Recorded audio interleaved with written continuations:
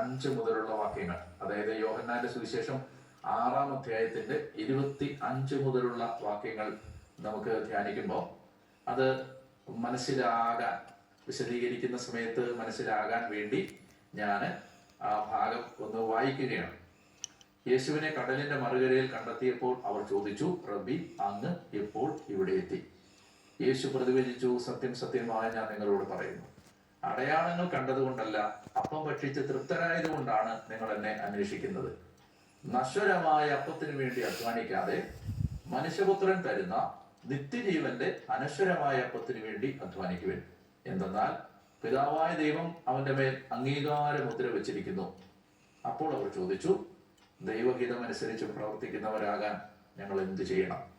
യേശു മറുപടി പറഞ്ഞു, ഇതാണ് ദൈവഹിതം അനുസരിച്ചുള്ള പ്രവൃത്തി, അവിടുന്ന് അയച്ചവനിൽ വിശ്വസിക്കുക. അപ്പോൾ അവർ ചോദിച്ചു, ഞങ്ങൾ കണ്ട് നിന്നെ വിശ്വസിക്കേണ്ടതിന് എന്തടയാളമാണ് നീ ചെയ്യുക? എന്താണ് നീ പ്രവർത്തിക്കുക?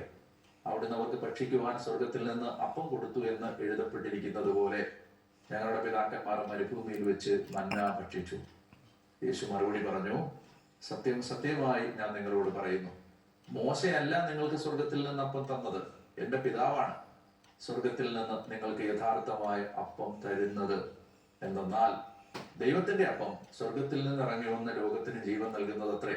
അപ്പോൾ അവർ അവനോട് ചോദിച്ചു, അപേക്ഷിച്ചു, കർത്താവേ, ഈ അപ്പം ഞങ്ങൾക്ക് എപ്പോഴും നൽകണമേ. ഹല്ലേലൂയ. പ്രിയ സഹോദരങ്ങളെ, ഈ 25 മുതൽ ഞാനിപ്പോൾ വായിച്ച 34 വരെയുള്ള വാക്യങ്ങളിൽ കടലിന്റെ മറുകരയില് യേശുവിനെ അന്വേഷിച്ചെത്തുന്ന ജനത 4 കാര്യങ്ങളാണ് യേശുവിനോട് ചോദിക്കുന്നത്. ജനത്തിന്റെ ആവശ്യങ്ങൾ 4ആണ്. They have 4 demands. അപ്പൊ ഒന്നാമത്തേത്,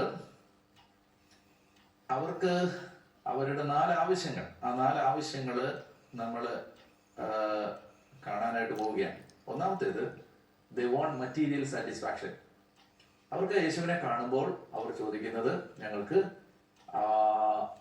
അപ്പം തരണം എന്നതാണ് അവരുടെ ഉള്ളിലെ ആഗ്രഹം. അവർ പുറമെ അത് ചോദിക്കുന്നില്ലെങ്കിലും അവരുടെ ഉള്ളിലെ ആഗ്രഹം അവർക്ക് അപ്പം ലഭിക്കണം എന്നതാണ്. They want material satisfaction. യേശുവിനെ കടലിന്റെ മറുകരയിൽ കണ്ടെത്തിയപ്പോൾ അവർ ചോദിച്ചു, റബ്ബി, അങ്ങ് എപ്പോൾ ഇവിടെ എത്തി? യേശു പ്രതിവചിച്ചു, സത്യം സത്യമായി ഞാൻ നിങ്ങളോട് പറയുന്നു, അടയാളങ്ങൾ കണ്ടതുകൊണ്ടല്ല, അപ്പം ഭക്ഷിച്ച് തൃപ്തരായതുകൊണ്ടാണ് നിങ്ങൾ എന്നെ അന്വേഷിക്കുന്നത്. അപ്പൊ യേശുവിന് ആ ചോദ്യത്തിൽ നിന്ന് മനസ്സിലായത്, അങ്ങ് എപ്പോൾ ഇവിടെ എത്തി എന്ന് അറിയാനുള്ള ആഗ്രഹമല്ല അവർക്കുള്ളത്, മറിച്ച് അവരുടെ ആഗ്രഹം അവർക്ക് മുൻപ് ലഭിച്ച അതേ അപ്പം വീണ്ടും ലഭിക്കണം എന്നതാണ്. അപ്പൊ അപ്പം കിട്ടുക, ഭക്ഷിക്കാൻ കിട്ടുക, ആഹാരം ലഭിക്കുക, കഴിക്കാൻ എന്തെങ്കിലും കിട്ടുക, ഇതാണ് അവരുടെ ഒന്നാമത്തെ ആവശ്യം, ഭൗതിക ആവശ്യം. അപ്പൊ യേശു ഇതിനെ നേരിടുന്നത്, കർത്താവിനെ നേരിടുന്നത് അവരോട് വളരെ സന്തോഷമല്ലാത്ത ഒരു വർത്തമാനം പറഞ്ഞുകൊണ്ടാണ്. കർത്താവ് പറയുകയാണ്, നിങ്ങൾ ഇവിടെ എന്തിനാണ് എത്തിയതെന്ന് എനിക്ക് മനസ്സിലായി. നിങ്ങൾ അപ്പം ഭക്ഷിച്ച് തൃപ്തരായതുകൊണ്ടാണ് എന്നെ അന്വേഷിക്കുന്നത്.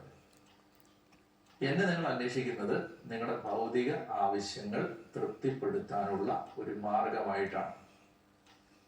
ഇത് ഈശോ വളരെ ഒരുപക്ഷെ ഹൃദയവേദനയോടെ ആവും എന്ന് പറയുന്നത്. മഹാഭൂരിപക്ഷം വരുന്ന നമ്മളിലെ മഹാഭൂരിപക്ഷവും യേശുവിനെ ഇപ്പോഴും അന്വേഷിച്ചുകൊണ്ടിരിക്കുന്നത് യഥാർത്ഥത്തില് ഭൗതിക പൂരണത്തിന് വേണ്ടിയിട്ടാണ്, ഭൗതിക ആവശ്യങ്ങളുടെ പൂരണത്തിന് വേണ്ടിയിട്ടാണ്. അപ്പൊ ഇത് നമ്മുടെ ഇന്റൻഷൻ ഓഫ് ദ ഹാർട്ട്, ഹൃദയ വിചാരങ്ങൾ മനസ്സിലാക്കുന്ന യേശു നമ്മളെ തിരുത്താൻ ശ്രമിക്കുകയാണ്. നിങ്ങൾ എന്തിനാണ് എന്നെ അന്വേഷിക്കുന്നത്? ഈ യോഹന്നാന്റെ സുവിശേഷം തുടങ്ങിയപ്പോൾ തന്നെ അന്വേഷിച്ച് തന്റെ പിന്നാലെ വന്ന ശിഷ്യന്മാരോട് ഈശോ ചോദിച്ച ചോദ്യം, നിങ്ങൾ എന്താണ് അന്വേഷിക്കുന്നത്? ഇപ്പോഴത്തെ ചോദ്യം, നിങ്ങൾ എന്തിനാണ് എൻ്റെ അടുത്ത് വരുന്നത്? എന്നിൽ നിന്ന് നിങ്ങൾ എന്താണ് പ്രതീക്ഷിക്കുന്നത്? ഒത്തിരി അടരുകളും ആഴവുമുള്ള ഒരു ചോദ്യമാണിത്.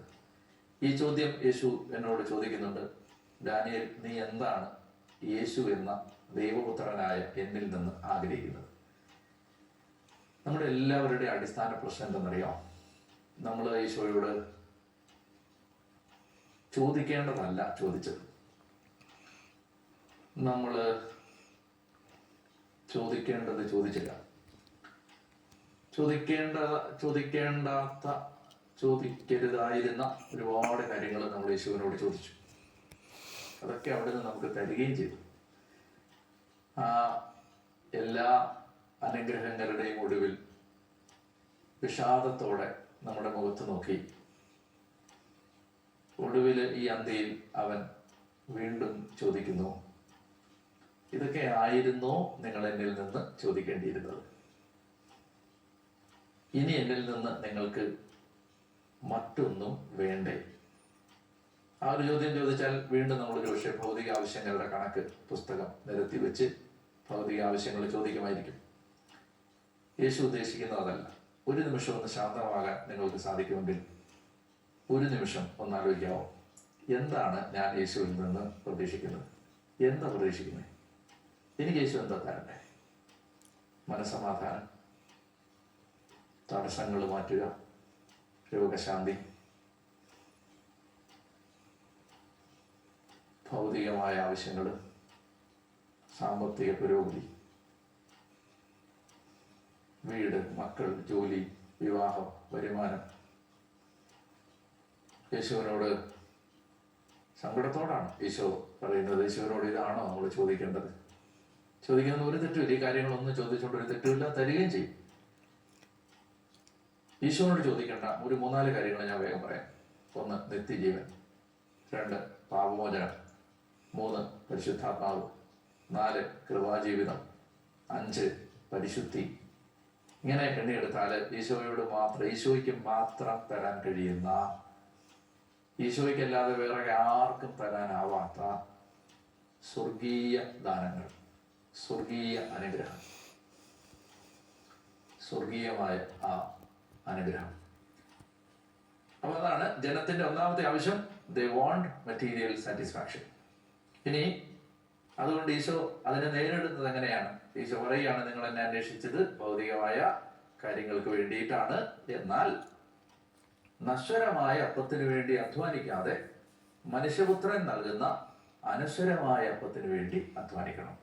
മനുഷ്യപുത്രന് തരാൻ കഴിയുന്ന, തരാൻ പറ്റുന്ന ഏറ്റവും വിലപ്പെട്ട കാര്യങ്ങൾ ദൈവപുത്രനായ യേശുവിനോട് ചോദിക്കേണ്ടതുണ്ട് എന്ന് ഒരിക്കൽ കൂടി അദ്ദേഹം ഓർമ്മപ്പെടുത്തുകയാണ്. അപ്പൊ അതുകൊണ്ട് എന്താണ് പറയുന്നത്? കർത്താവ് പറയുന്നത്, നിങ്ങൾ നശ്വരമായ അപ്പത്തിന് വേണ്ടി അധ്വാനിക്കാതെ മനുഷ്യപുത്രൻ തരുന്ന നിത്യജീവന്റെ അനശ്വരമായ അപ്പത്തിന് വേണ്ടി അധ്വാനിക്കുവിൻ. വിശുദ്ധ കുർബാനയിലെ ഒരു വാക്ക് ഓർമ്മയിലേക്ക് വരും ഇത് വായിക്കുമ്പോൾ. ആ വാക്യം ഇതാണ്, ഹൃദയങ്ങൾ ഉയർത്തുവിൻ. നിത്യ കുർബാനയിൽ അത് ഹൃദയങ്ങൾ ഉയർത്തുവിൻ എന്നാണ്. മലങ്കര കുർബാനയിൽ നിങ്ങളുടെ ബോധങ്ങളും വിചാരങ്ങളും ഹൃദയങ്ങളും പിതാവായ ദൈവത്തിന്റെ വലതുഭാഗത്ത് വിശികാലം വരാതിരിക്കുന്ന മഹോന്നതങ്ങളിലേക്ക് ഉയർത്തണം എന്നാണ്. സീറോ മലബാർ കുർബാനയിൽ അത് ഉയരങ്ങളിലേക്ക് ഉയരട്ടെ ഹൃദയവികാര വിചാരങ്ങൾ എന്നാണ്. ഓരോ കുർബാനയിലും ഈ ആവശ്യം നമ്മുടെ മുമ്പിലേക്ക് വെച്ച് ഈശോ കൈകൾ വിരിച്ച് നിൽക്കുന്നുണ്ട്. കർത്താവ് പറയുന്നുണ്ട്, ഹൃദയങ്ങൾ ഉയർത്തണം. ഹൃദയങ്ങൾ എന്തിൽ നിന്ന് ഉയർത്തണം? ഈ ഭൗതികതയിൽ നിന്ന്, ഈ കാലിക അനുഗ്രഹങ്ങളിൽ നിന്ന്, ഈ നശ്വര സത്യങ്ങളിൽ നിന്ന്, ഈ നശിച്ചു പോകുന്ന ആവശ്യങ്ങളിൽ നിന്ന്, ഇപ്പോൾ കൺമുമ്പിൽ കാണുന്ന തൊട്ടടുത്ത ആവശ്യങ്ങളിൽ നിന്ന് ഹൃദയങ്ങൾ ഉയർത്തി നിലനിൽക്കുന്ന കാര്യങ്ങൾ ചോദിക്കാൻ പറ്റണം. അത് ചോദിക്കാൻ പറ്റിയില്ല എന്നുള്ളത് നമ്മുടെ വലിയ സങ്കടമാണ്, ദുരവസ്ഥയാണ്, ദുരന്തമാണ്. ഒരുപക്ഷെ കണ്ണു നിറഞ്ഞ് തൻ്റെ മുറിപ്പാടുകളെ ചൂണ്ടിക്കാണിച്ച് യേശു നമ്മളോട് വീണ്ടും ആ ഓർമ്മപ്പെടുത്തൽ നടത്തുന്നുണ്ട്. പാപമോചനവും നിത്യജീവനും രക്ഷയും പരിശുദ്ധാത്മാഭിഷേകവും സുവിശേഷവൽക്കരണത്തിന് വേണ്ട ധൈര്യവും ദൈവരാജ്യത്തിന് വേണ്ടിയുള്ള ദാഹവും ആത്മാക്കൾക്ക് വേണ്ടിയുള്ള ദാഹവും ഒക്കെ എനിക്ക് തരണമെന്ന് ഈ ഒന്നാമത്തെ കാര്യം ചോദിക്കുമ്പോൾ, ഒന്നാമത്തെ കാര്യം വായിക്കുമ്പോൾ നമുക്ക് തീരുമാനമെടുക്കാം. രണ്ടാമത്തേത്, അപ്പൊ അവര് അടുത്ത വാക്യത്തിൽ നശ്വരമായ അപ്പത്തിന് വേണ്ടി അധ്വാനിക്കാതെ അനശ്വരമായ അപ്പത്തിന് വേണ്ടി അധ്വാനിക്കണം. എന്നിട്ട് ഈശോ പറയുകയാണ്, എന്തെന്നാൽ പിതാവായ ദൈവം അവന്റെ മേൽ അംഗീകാര മുദ്ര വെച്ചിരിക്കുന്നു. അതായത് പിതാവായ ദൈവം അവനെയാണ് അംഗീകരിച്ചിരിക്കുന്നത്. ഇവൻ എൻ്റെ പ്രിയപുത്രൻ, ഇവനെ ഞാൻ പ്രസാദിച്ചിരിക്കുന്നു. പുത്രനിലാണ് പിതാവ് പ്രസാദിച്ചിരിക്കുന്നത്, അവനെയാണ് അംഗീകാരം ചെയ്തിരിക്കുക. അംഗീകാരം